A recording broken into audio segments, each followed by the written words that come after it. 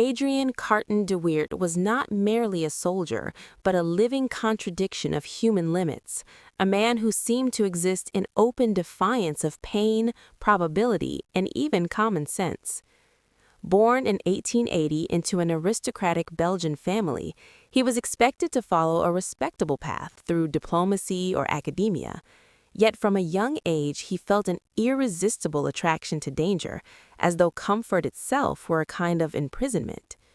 Rejecting the life prepared for him, he abandoned his studies at Oxford and, lying about his age, enlisted to fight in the Boer War, marking the beginning of a lifelong, almost obsessive relationship with warfare.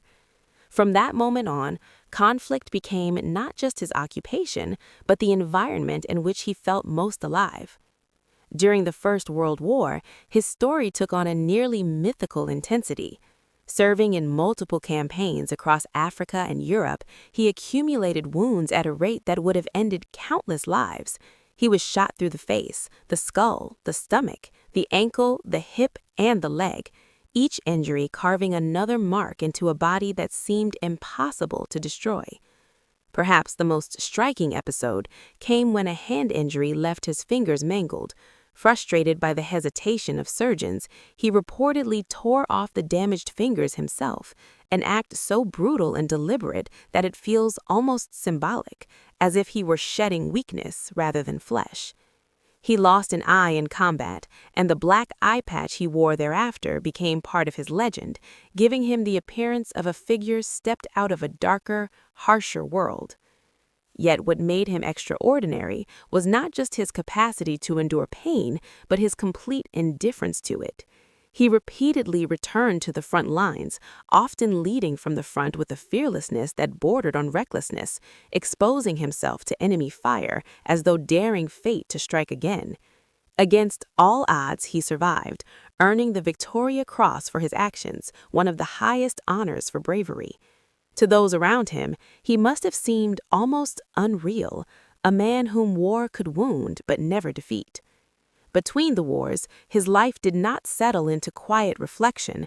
Instead, it remained entangled with global affairs, as though peace itself were only a temporary interruption.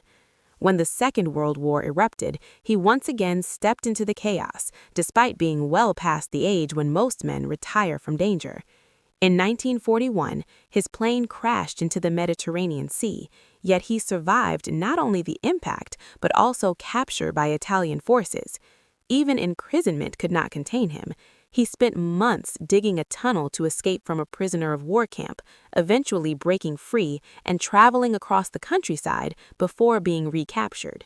The escape itself, though unsuccessful, reflects the essence of his character. Relentless, unyielding, incapable of accepting confinement in any form. What makes his story so haunting is the way he himself perceived it. He later described his wartime experiences simply as a grand adventure, a phrase that reveals a mindset almost impossible to comprehend. Where others saw horror, he saw purpose. Where others broke, he seemed to become stronger. His autobiography, Happy Odyssey, carries that same tone, recounting a life of extreme violence with a calm, almost detached clarity. By the time he finally stepped away from war, his body was a map of scars, his eye gone, parts of his hand missing, yet his spirit remained untouched, almost untouched, by the weight of what he had endured.